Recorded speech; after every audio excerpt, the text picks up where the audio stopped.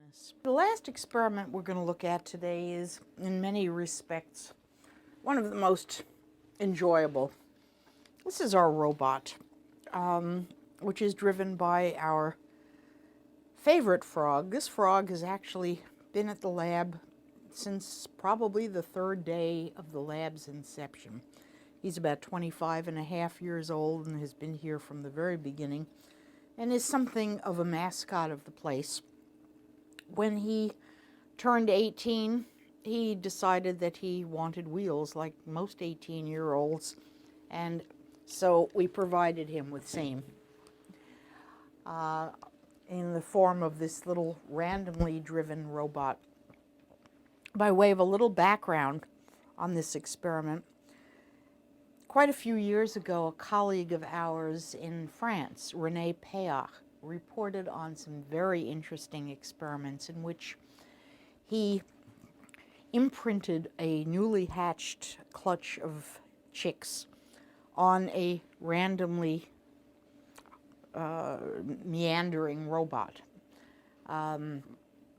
These chicks saw the robot as the first thing that came into their world when they came out of the egg and assumed it was mom, and started following the robot all over the room.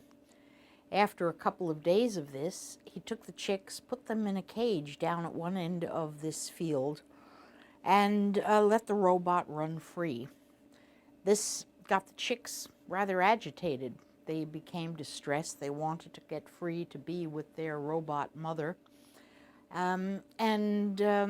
Wonderfully, it turned out that the robot kept finding its way down to the area where the chicks were and spending a lot more time in that vicinity than anywhere else.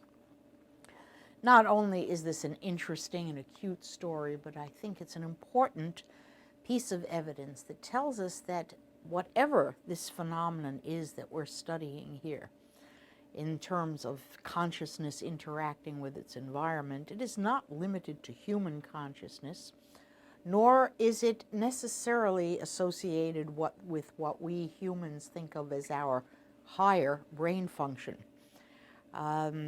It may very well be telling us that what we're dealing with is a phenomenon that's rooted in a much more fundamental level of experience, something that is more emotional, something that is more visceral than our thinking minds. We thought it would be interesting to attempt to repeat some of Dr. Payok's experiments. For various reasons, we could not hatch chickens in our laboratory, but we did have plenty of frogs. And as I said, this little guy was at a point where he felt he was just about ready to start driving.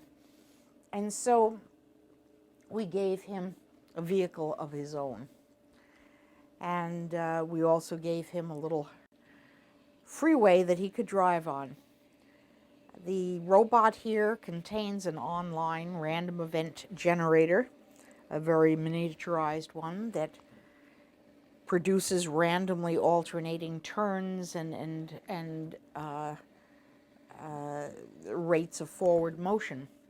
There's a little camera up above the robot, up in the ceiling here, that is looking down at the red light at the top of the robot and recording the trajectory of the robot on the table into a computer file.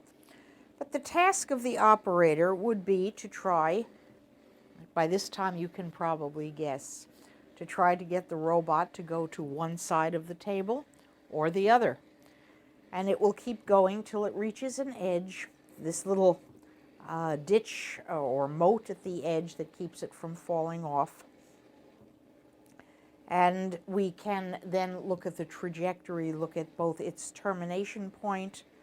Okay, right here it exited very close to the 180 degree mark. We would then perhaps try to get it to go to the 0 degree mark. Another version of it has been to look at time of flight, to try to keep the robot on the table for a long time, or to try to get it to exit more rapidly.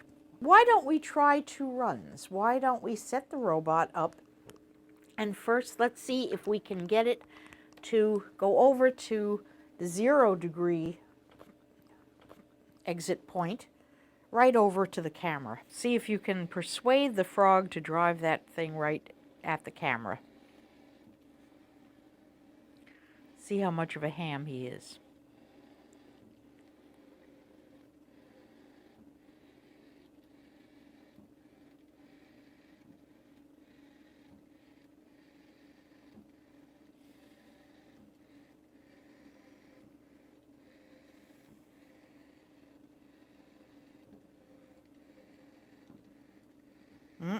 Not quite. All right, should we try this again and see if we can get it to go to the 180-degree exit mark to get as far away from the camera as possible.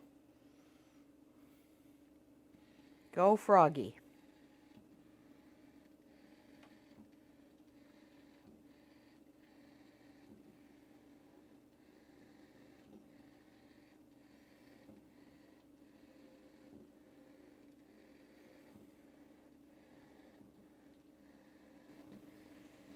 Okay, we're over here at 240. Well,